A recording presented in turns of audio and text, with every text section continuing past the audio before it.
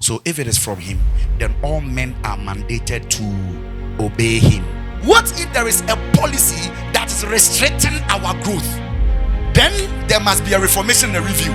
Listen, we don't change nation by demonstration and shouting on the streets. You must know where to press charges. So if a human being have found a problem with what God says, God, that's why I didn't think about it. This is what the people are saying. What do you think? Then the Lord spoke unto Moses, saying, what did the Lord say? The daughters of Zelophehad speak right. They should humble any leader. This is what makes us know that the God of the Bible is a humble God.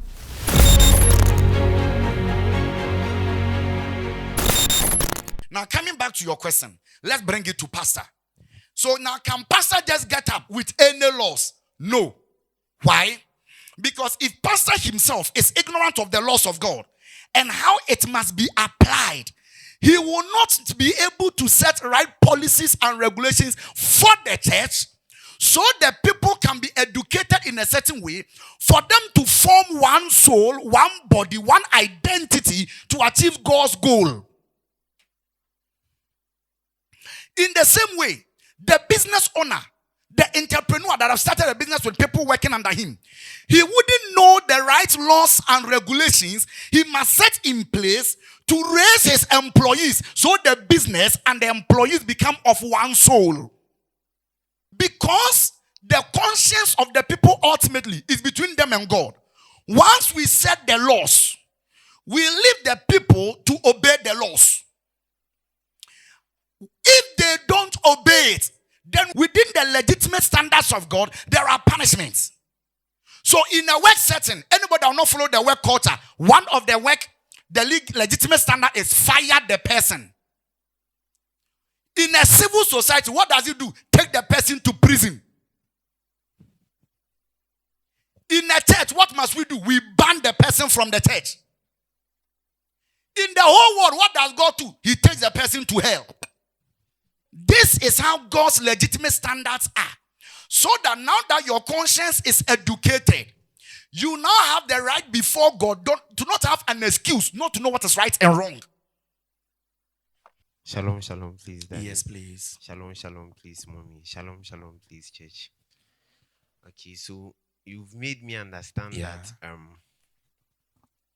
the God concept must be established. Yes. So it's from that God's concept that if rules and laws will be implemented, yes, it's from this God. Okay. So if it is from him, then all men are mandated to obey him. Yes. Are you hearing me?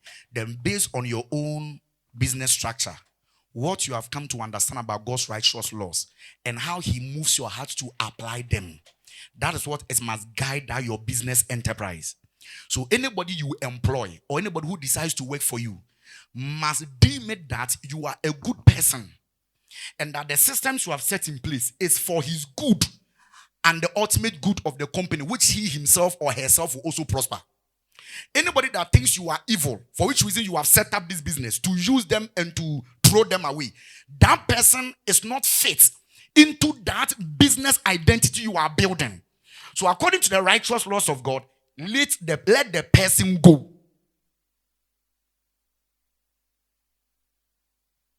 Are you getting me? Because ultimately, you cannot force people to do what you want them to do, which you think is right. Because the laws of God demands accountability. So anybody that wants to become part of the group, if you cannot follow the rules and regulations that will make them become what they must become, which you think is unnecessary, then don't join them. Get another one that it looks like your future, that they don't have those laws. Please, are you getting me? Now let's take it a step further. What if there is a policy that is restricting our growth? Then there must be a reformation and a review. So those among us that have shown that they want to work with us, they will now have to come and say, Papa or leadership, please, we have realized that we cannot grow because of this particular policy.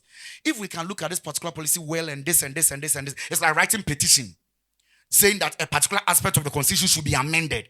It's not that I don't want to become a Ghanaian. I am a proper Ghanaian, but this one is limiting our expression. So I'm saying we should look at it well. Someone is asking, where is it in the Bible? The daughters of Zelophehad. Okay, so Moses brought laws governing the nation about inheritance. Yet God, whether God forgot or Moses forgot to ask God, in the inheritance laws, women didn't have right to inherit their father. Then these 5 women went to Moses, the lawgiver, and said, Moses, we think there's a problem with the inheritance law. Can you go and ask God, since you are not the originator of the laws? Do you know why Moses didn't get angry? Because he didn't originate the laws. If it was this, listen, can you walk to, I don't want to mention the chief's name, and say, Nana, this law, like, change it, your head will be gone. I hear what I'm saying here. But the reason why Moses didn't get offended, because Moses says, I am not the originator. But what you are saying is making sense. So let me go and talk to him. When he went, look at what God said. God said, listen to the daughters of Zelophehad. What they are saying is right. Go back. Let's go back. Let me show you something. Then came the daughters of Zelophehad, the son of Hepher, the son of Gilead, the son of Maki, the son of Manasseh, of the families of Manasseh, the son of Joseph. And these are the names of his daughters: Mala, Noah, and Hogla, Milcah, and Tezah. Some dangerous women. Hard women. Now look at something here. They stood before Moses and before Eleazar the priest, and before the princes and all the congregation. And this one is very important. The day I will talk about activism. Listen, we don't change nation by demonstration and shouting on the streets. You must know where to press charges. For example, if you are in this church and you think something is wrong with this church, you cannot sit in your home and talk about it. When we close and we are going home, you cannot use it as a discussion. Come and see appropriate leaders and talk about it. They stood before Moses, they stood before Eleazar, before the princes, and then all the congregation. By the door of the tabernacle of the congregation, a meeting like this. Our father died in the wilderness, and he was not in the company of them that gathered themselves together against the Lord, in the company of Korah, but died in his own sin, and he had no sons. Why should the name of our father be done away from among his family? Because he has no son? If today you are a woman and you can inherit your father, thank these 5 women when you meet them in heaven. The only reason why as a daughter you cannot inherit your father is because of these 5 women. Why should the name of our father be done away from his family? Because he has no son? Are you telling us that males are more important than females? And people, the reason why we have this in the Bible is because it is the first of its kind in the ancient world. No tribe, no nation, no kingdom had a law like this. I'll explain to you why God said they were right. Give unto us therefore a possession among the brethren of our father. Continue. And Moses brought their cause before the Lord. And no. Then what did God do? Now, why do you think Moses brought the case before God? He's the ultimate lawgiver. Moses didn't say this what Moses, he says, "Thus says the Lord." So if a human being have found a problem with what God says, God, this one I didn't think about it. This is what the people are saying. What do you think? Then the Lord spoke unto Moses saying, what did the Lord say? The daughters of Zelophehad speak right. Kai. This will humble any leader. God himself acknowledges that this is an oversight. They are right. What about you, a human being? At times you can even forget your own age and your birthday.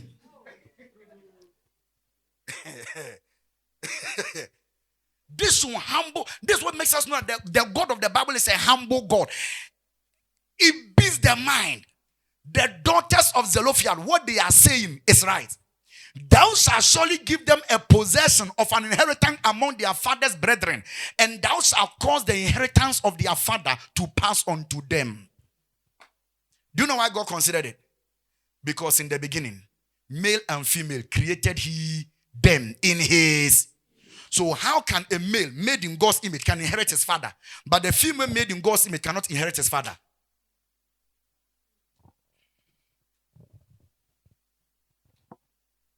Now, there is a higher reason why this is also in the Bible. God worked in Genesis chapter 1. He rested. He rested because he made man to do what? To continue his work. Now, if one of the work of God is law giving, do you think God will give all the laws we need?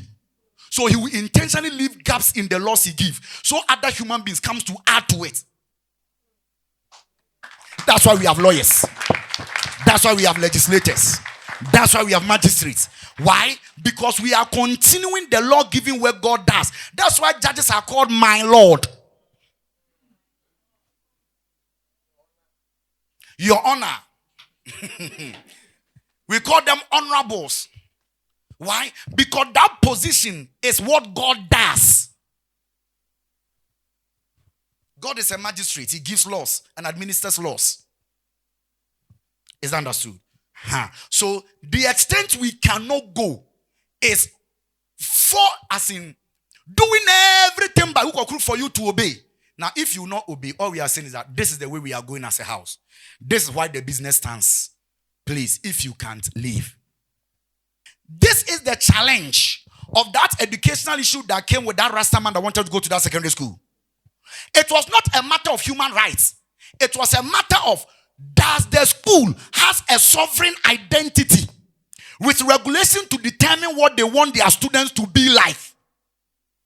But they took the matter to court and made it human rights. That's why they lost. It was not supposed to be argued as a human right, because we are not stopping the guy to education.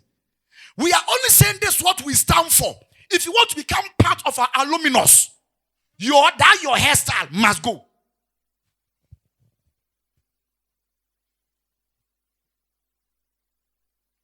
It's not a matter of human rights. This is the era America is also doing, and this one is UK. They are the one doing that, and they will suffer it. That you left your home and you came to Europe. We received you in Europe. Doesn't mean you must bring your culture into UK. Let me take it from God's side. God says in heaven, in a city, anything that defile, you won't enter. You tell a lie, immigration pass, you won't enter. You a witch, you won't enter. You a dog, you won't enter. Bible says anything that defiles, you won't have access into the immigration gates of the city of heaven. Even God has immigration standards by which people are admitted into his city. How is it that you are coming from a Muslim background? Or you are coming from whatever culture you are coming from? We have given you access into our city. You want to turn our city into the culture you came from. If that culture you came from was that free, why didn't you stay there? There's the reason why Islam will take over Europe.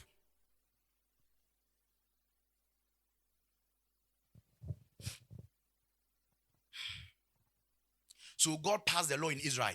He says, nobody should be king who doesn't come from your brothers. That's to say, nobody should be a president who is not a native of the land. That's what God said. So one of the judgments God gave UK is the current their prime minister they had, that Hindu prime minister they had. It was a judgment on them.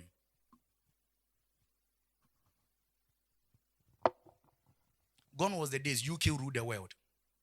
Now one of their colonies they ruled, a son from there is now ruling them. That's judgment. So what have you understood so far?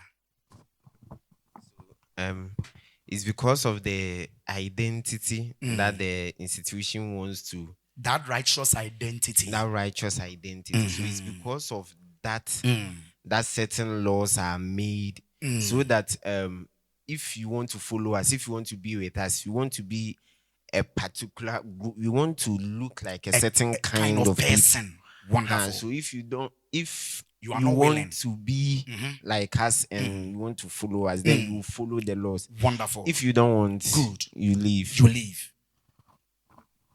I hope you get me. Listen, this is the way you relate in any human social organization.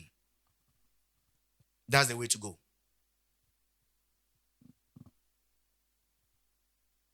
I hope you get it. This is the reason why the Church of Pentecost, let me use them as an example. The Church of Pentecost one time had to sit down, the leaders, and decide, this hair covering thing, should we keep it like the way our fathers kept it? Or what should we do?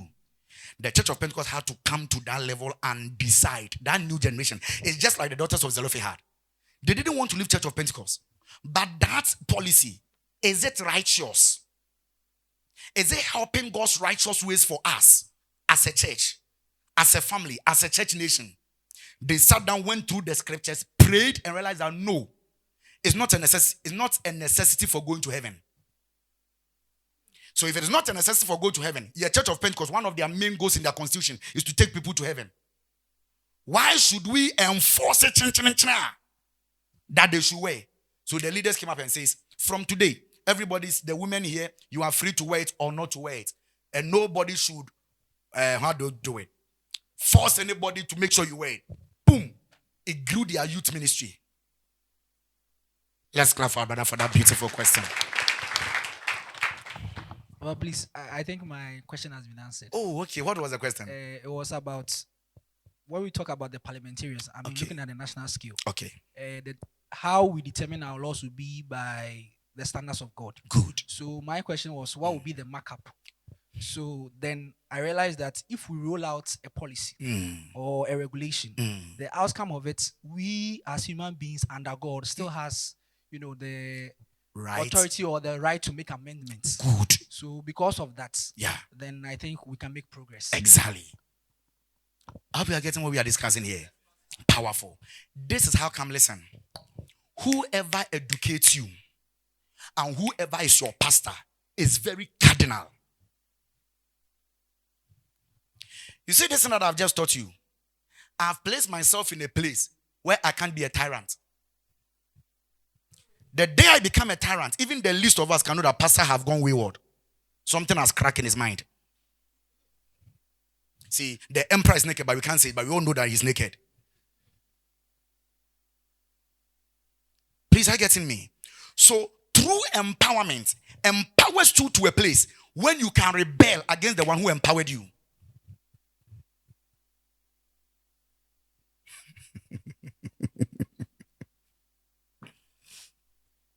So when we are building oppressive systems, we don't empower you to a place where you can rise to a place where you can rebel and know where we are getting it wrong. No, we don't. Let's go back to earthly wisdom, sensual wisdom. That's what brought us here. So when earthly wisdom is at work, it makes a man humanistic, natural, and it takes us into atheistic world, secularism, and humanistic world, secularism. Now, let me ask a question. What then is the difference between biblical secularism and atheistic secularism? Shalom, shalom, please, Daddy. Shalom, shalom. Shalom, shalom, please, Mommy. Shalom, shalom, please, church. Daddy, please, when we talk about biblical secularism, we are talking about when God is infused in every aspect of our lives. Wonderful. So when we take all the seven spheres, God reigns supreme there. But the church is not imposing certain laws there. But God's conscience is there and his ways are ruling in all the aspects of our lives. Let's clap for him. Then, okay, can you add atheistic? What makes it different from atheistic secularism?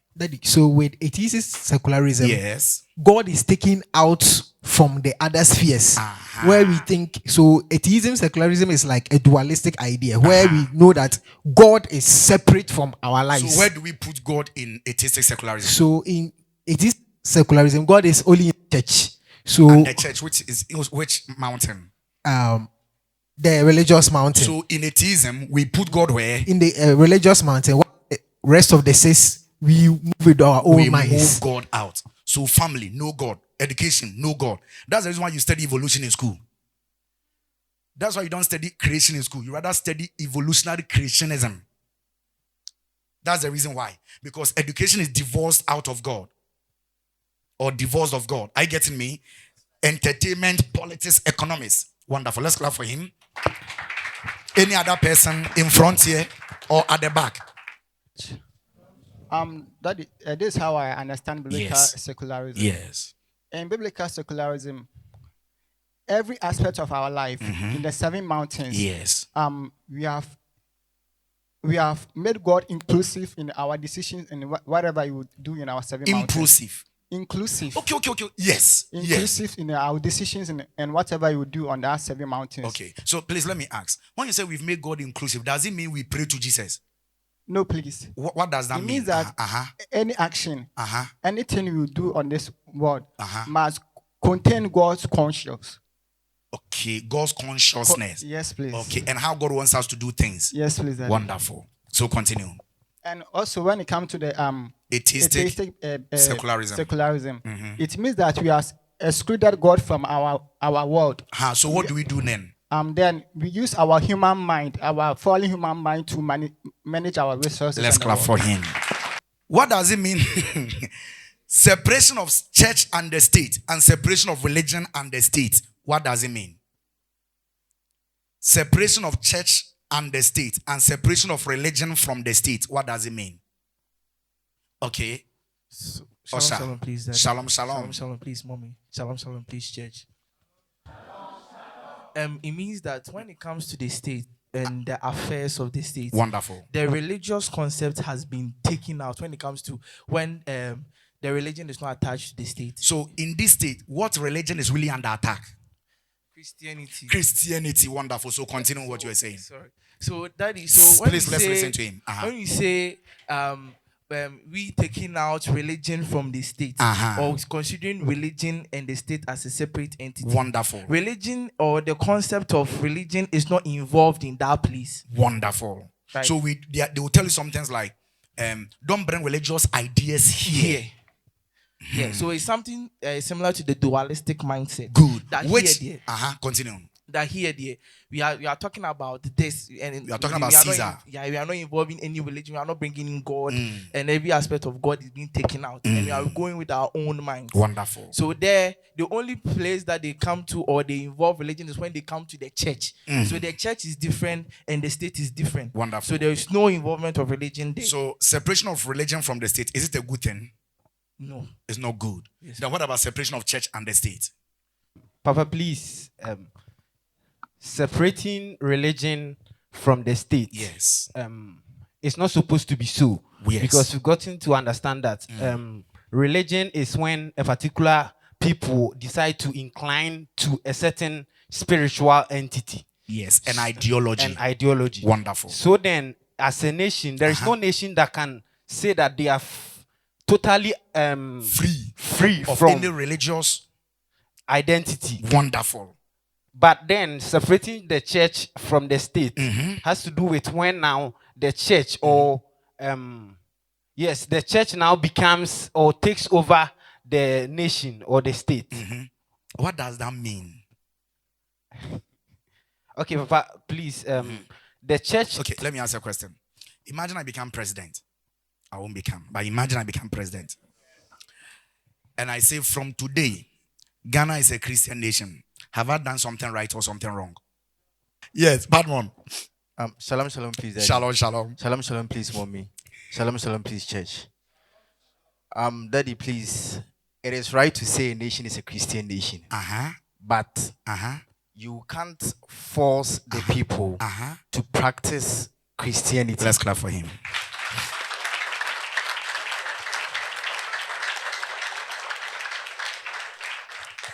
Pastor Ansere, chatting a new paradigm, highly contagious. Thank you for watching this video broadcast of the KC family by our founder and leader, Pastor Ansere Francis. You can share your testimonies with us on 0546 304940 or contact us on any of our social media handles. You can also access more of our messages on our official platforms. Shalom, shalom.